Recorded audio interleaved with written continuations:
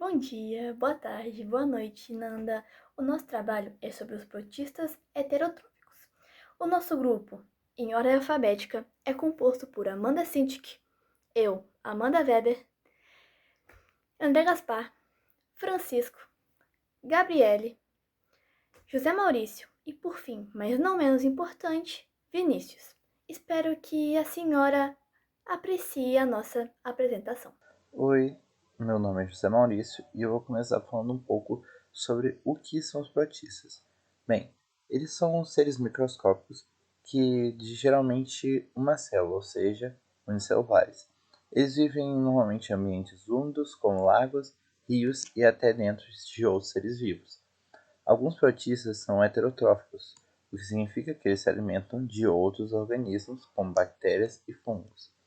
Existem três principais tipos de protistas: os flagelados, que usam o rabinho para se mover; os ameboides, que se arrastam como uma gosminha com braços falsos; e os ciliados, que têm vários pelinhos ao redor para nadar. No meio ambiente, esses protistas são super importantes porque ajudam a decompor matéria orgânica, comendo fungos e bactérias mortas, e também participam de ciclos naturais, como o do fósforo, liberando nutrientes para outros seres vivos. Bom, agora eu vou falar sobre a importância econômica e farmacológica. Além da natureza, os protistas também têm um papel importante na economia e na saúde. Em locais poluídos, como por exemplo o petróleo, eles ajudam indiretamente na limpeza. Estimulam bactérias que conseguem quebrar os resíduos e limpar a água. Isso evita prejuízos para que a pesca e para as comunidades que dependem desses ambientes. Tipo, isso evita meio que. Evita e não evita, né? O bom que evita é que elimina as bactérias. Mas o ruim é que no físico, olhando assim, como nas imagens, vocês podem ver em algum canto aqui do slide, podem ver que tá meio que muito ruim, né? Tipo, algo meio pesado assim, tipo, para causar, para trazer limpeza e ser algo bom para os peixes, assim, meio que na imagem é algo prejudicante, um impacto muito grande. Mas para as bactérias, né, são seres bem pequenininhos assim, para as bactérias eles ajudam a limpar e é bem importante. Bom, já na parte farmacológica, os cientistas eles estudam os protistas para desenvolver novos medicamentos. Alguns deles produzem substâncias com propriedades antifúngicas e antivirais. Além disso, eles também são usados para estudar como os parasitas resistem aos remédios. Tipo, como assim? Tem todo aquele estudo para ver se o remédio causa algum impacto no parasita. Se o parasita reage ao remédio, tipo, se o remédio faz efeito, assim, no caso. E isso é essencial para entender e combater doenças graves. Bom, agora eu vou falar sobre as doenças causadas pelos protistas. As principais doenças são malária, doença de Chagas, leishmaniose, toxoplasmose e amebíase. Gente, essas doenças ela atacam milhares e milhares de pessoas pelo mundo, principalmente nas regiões pobres, no caso que tem falta do acesso à saúde. Mas como elas são transmitidas? A malária ela é transmitida por mosquito, a doença de Chagas pelo inseto barbeiro e a toxoplasmose pelo contato direto de fezes contaminadas por gado. A fama é, cada parasita tem a seu jeito de entrar no nosso organismo e causar doenças. Agora fica com a fala de alguns dos meus amigos explicando um pouco mais a fundo sobre o que é cada doença e o que ela causa. Boa noite. Para começar aqui, eu vou falar sobre a malária e a doença de Chagas. A malária é causada por um parasita chamado Plasmodium. Ela entra nas nossas hemácias, as células do sangue, e pode causar febre, calafrios, dor de cabeça. Em casos graves, ele chega ao cérebro e causa falta de oxigênio, podendo levar ao coma ou até à morte, principalmente em crianças. Já a doença de Chagas é causada pelo tripassonoma. É isso aí. Cruzi, ainda tem um sobrenomezinho, que ataca o coração. Ele causa inflamações, forma cicatrizes, fibrose e pode gerar arritmias ou até insuficiência cardíaca. É uma doença crônica que piora com o tempo. Bom, eu vou falar sobre a taxoplasmose. A taxoplasmose é causada pelo Toxoplasma gondii, e a forma mais comum de você adquirir ela, contrair ela, é entrando em contato com fezes de gatos contaminados ou comendo carne mal cozidas. Então toma cuidado, não anda com seu gatinho, toma muito cuidado.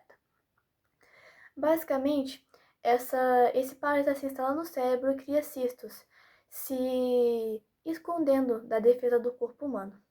Então, basicamente, ele é tipo um espião maligno que tenta driblar e ser indetectado por essa guarda do corpo humano. Podemos situar assim. Além disso, há casos dessa contaminação alterando o comportamento de quem o contrai. Há também estudos comprovando uma possível relação entre o taxoplasma e doenças psiquiátricas.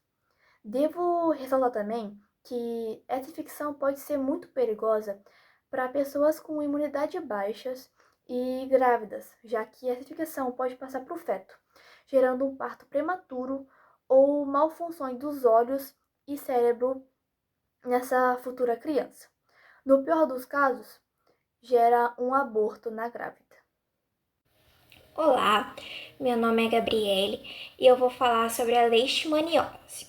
Então, a leishmaniose, ela é uma doença que ela é transmitida por um mosquito, que é conhecido como mosquito palha. Ela existe em duas formas principais. Bem, na primeira forma, que é a forma cutânea, ela causa ferimentos na pele, que podem ser graves e que podem aumentar com o tempo, e que tem a cicatrização bem demorada. Já na forma visceral, ela é mais grave, porque ela atinge órgãos internos, como o fígado e o baço, entre outros. Um dos maiores problemas da forma visceral é que, além da inflamação, ela também ataca o sistema imunológico, o que permite a entrada de outras doenças, como, por exemplo, o HIV. As pessoas que são contaminadas com a leishmaniose normalmente são pessoas que moram em locais com pouco ou nenhum saneamento básico, ou seja, locais onde não há coleta de lixo adequada, não há tratamento de esgoto e também não há água limpa. Bem, por fim, nós acreditamos que é fundamental destacar que essas doenças, como a amebíase, doença de Chagas, leishmaniose, né, que já foram tratadas, elas afetam principalmente populações mais pobres, que têm um saneamento básico muito ruim, ou às vezes nem tem, não tem muito acesso à água potável, que é por um dos meios que esses parasitas podem chegar no nosso corpo. Então, isso é importantíssimo destacar e ressaltar. Também gostaria de falar que a amebíase ela faz parte das chamadas doenças tropicais negligenciadas, no caso que são comuns em regiões tropicais e subtropicais, mas que recebem pouca atenção de políticas públicas e investimentos internacionais. E eu quero deixar uma frase também aqui, uma frase de efeito, que é a seguinte: combater a amebíase ou quaisquer outras doenças de protistas parasitas, protozoários parasitas, nós não podemos depender apenas de remédios. Nós devemos agir ações coletivas, como melhoria da infraestrutura sanitária, educação em saúde, acesso à água limpa ou investimento de pesquisa também, em pesquisa. Isso é uma questão de saúde pública, mas também de justiça social. E por isso deve ter uma atenção a mais nesses processos. Bem, Nanda, já se tratando de um outro tópico, agora a gente vai falar um pouco de imunidade, eu vou citar a amebíase mesmo para falar desse tópico. Bem, a amebíase ela consegue enganar o sistema imunológico de maneira magistral. No caso, o corpo ele tem bastante dificuldade em identificar e combater a entamoeba histolítica, né, a amebíase. Ela libera toxinas e algumas enzimas que não apenas destroem esses tecidos, os tecidos internos do corpo, mas também ajudam o parasita a se esconder das defesas naturais do organismo.